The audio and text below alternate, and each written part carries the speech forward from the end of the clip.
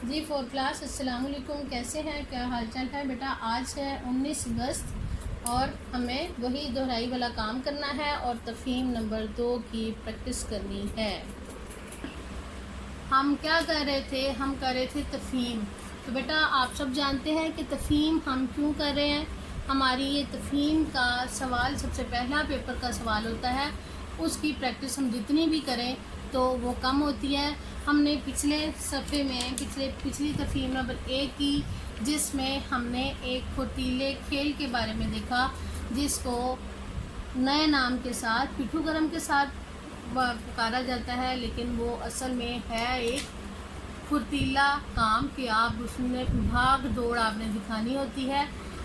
کیا تھا اس میں کہ آپ کو مٹی کے برتن کے ٹکڑے 5 بنا کے رکھنے ہیں، 2 ٹیمیں بنانی ہیں اور 2 ٹیموں کے بعد آپ جو کام کریں گے وہ کام یہ ہوگا کہ 2 ٹیمیں، ایک ٹاس جیتنے والی جو ہے وہ پہلے باری لے گی اور جو ٹاس ہار جائے گی وہ دوسری ٹیم کا سامنا کرے گی، اور جیسے ہی وہ کدو پھینکیں گے تو وہ ان ٹپوں کو اٹھا کر اکٹھا کر کے رکھیں گے تو ان کا ایک گول ہو جائے گا۔ اس گول کے بعد ان کی گیم اس وقت ختم ہوگی جب ٹاس جیتنے والے کسی بھی آدمی کو وہ بال لگ جائے گی، تو اس طرح ان کی گیم ختم ہو جائے گی۔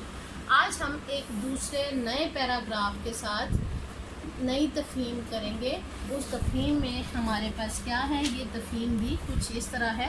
تفہیم نمبر 2 ہے ہمارے پاس۔ اس تفہیم کو ہم نے کس طرح کرنا ہے؟ یہ تفہیم ہمارے پاس ہے حضور اکرم صلی اللہ علیہ وسلم کی زندگی کے کچھ پہلوؤں کے بارے میں۔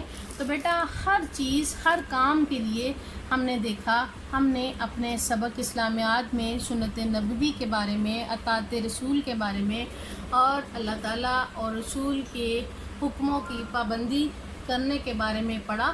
تو اس پڑھنے پڑھانے کا سب سے اصل مقصد جو ہے ہمارے پاس یہی ہے کہ ہم حضور اکرم صلی اللہ علیہ وسلم کی سنت کی پیروی کریں اور اپنے آپ کو کامل مسلمان ثابت کر سکیں، ٹھیک ہے؟ تو یہ ہمارا کام تھا۔ تو اب ہمارا دوسرا پیراگراف جو ہے وہ کچھ اس طرح ہے کہ رسول اکرم صلی اللہ علیہ وسلم کی زندگی کا اہم ترین پہلو یہ ہے کہ آپ صلی اللہ علیہ وسلم جس کام کو شروع کرتے اس پر برابر شدت کے ساتھ ہمیشہ قائم رہتے، یعنی کہ آپ اس میں ثابت قدم رہتے، اس کو آپ کسی طرح بھی اگنور نہیں کرتے تھے، گویا کہ اس عمل کی استقامت آپ صلی اللہ علیہ وسلم کی پہچان بن جاتی تھی اور دیکھنے والا یہ سمجھتا تھا کہ آپ صلی اللہ علیہ وسلم سے اس کے علاوہ اور کوئی بات سرزد ہو ہی نہیں سکتی، یعنی کہ حضور اکرم صلی اللہ علیہ وسلم اس بات سے کبھی بھی منہ نہیں پھیر سکتے۔ آپ صلی اللہ علیہ وسلم نے جب کوئی کام یا عمل شروع کیا تو پھر بغیر کسی وجہ کے اسے ترک نہیں کیا، یعنی اسے نہیں چھوڑا جب تک وہ مکمل نہیں ہو گیا، تو آپ صلی اللہ علیہ وسلم اس کو چھوڑتے نہیں تھے، اور یہی ہماری شریعت میں ہے کہ اسی کو ہم سنت کہتے ہیں۔ رسول اکرم صلی اللہ علیہ وسلم کے ہر کام کو عمل کر کے عملی جامہ پہنانے کی وجہ سے ہی ہم اس عمل کو سنت نبوی کہتے ہیں۔ اب بیٹا اس کے ہمارے پاس کچھ سوالات ہیں، ان سوالات کو ہم نے مکمل کرنا ہے۔ سب سے پہلا سوال ہے رسول کریم صلی اللہ علیہ وسلم کی زندگی کا بہت اہم پہلو کیا ہے؟ تو بیٹا اس سبق میں سے پیراگراف میں سے آپ نے یہ سوالات ڈھونڈنے ہیں کہ رسول اکرم صلی اللہ علیہ وسلم کی زندگی کا بہت اہم پہلو یہ تھا کہ آپ جس کام کو شروع کرتے اس پر شدت سے قائم رہتے، یعنی توجہ اسی پہ ہوتی کہ آپ نے اس کام کو مکمل کرنا ہے، ٹھیک ہے؟ دوسرا سوال ہے جب رسول اللہ صلی اللہ علیہ وسلم کوئی کام شروع کرتے تو اس سلسلے میں اہم بات کیا ہوتی؟ تو بیٹا گویا اس عمل کی استقامت جو تھی آپ صلی اللہ علیہ وسلم کی کام کی پہچان تھی، اور دیکھنے والا یہی سمجھتا تھا کہ یہ کام آپ صلی اللہ علیہ وسلم کے سوا کوئی بھی کر نہیں سکتا۔ تو اس سوال کا جواب ہمارے پاس کیا ہوا کہ جب رسول کریم صلی اللہ علیہ وسلم کوئی کام شروع کرتے تو اس سلسلے میں استقامت اہم بات تھی، ٹھیک ہے، اہم بات ہوتی۔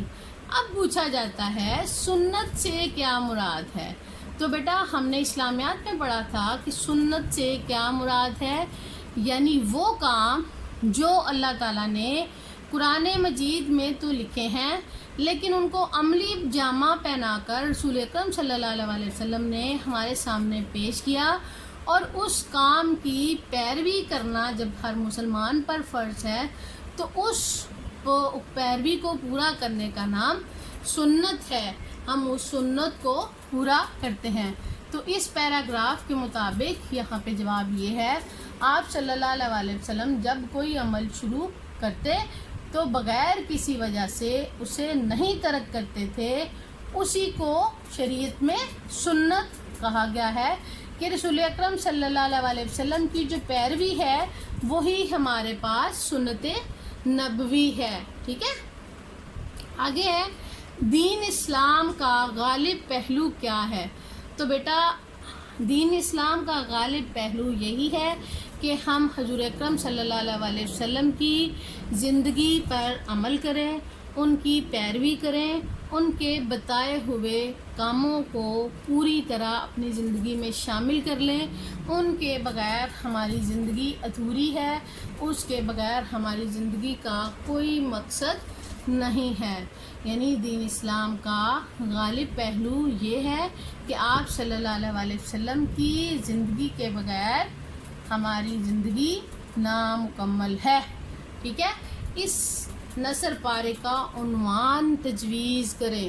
اب آپ نے اس میں حضور اکرم صلی اللہ علیہ وسلم کے بارے میں کیا آپ کے ذہن میں آئے گا؟ آپ اس پیراگراف کو پڑھ کے اس کے مطابق اس کا جواب ڈھونڈیں گے تو ہمیں کیا اس کا عنوان ملے گا کہ حضور اکرم صلی اللہ علیہ وسلم کی زندگی لکھ سکتے ہیں، حضور اکرم صلی اللہ علیہ وسلم کی شریعت لکھ سکتے ہیں، یا شریعت میں اہمیت لکھ سکتے ہیں، اور سنت نبوی بھی لکھا جا سکتا ہے، ٹھیک ہے بیٹا۔ تو یہ آپ کا تفہیم نمبر 2 کا پیراگراف تھا جو آپ نے مکمل کر لیا۔ اب اس کو مکمل کرنے کے بعد آپ نے اس کو کاپی پر لکھنا ہے، تو بیٹا اس کی پریکٹس آپ نے ساتھ ساتھ کرنی ہے تاکہ آپ کسی قسم کی غلطی کا سبب نہ بن سکے، غلطی کا ہمارے سامنے کوئی گنجائش نہیں ہونی چاہیے، ہمارا کام سارا ٹھیک ٹھاک ہونا چاہیے تاکہ ہم اس کو اچھی طرح یاد کر سکیں اور اس کی پریکٹس زیادہ سے زیادہ سیکھ سکیں، ٹھیک ہے۔ آپ نے اس کو کاپی پر لکھنا ہے۔ اللہ حافظ، اپنا بہت خیال رکھیے گا، اس کی مشق کرنی ہے۔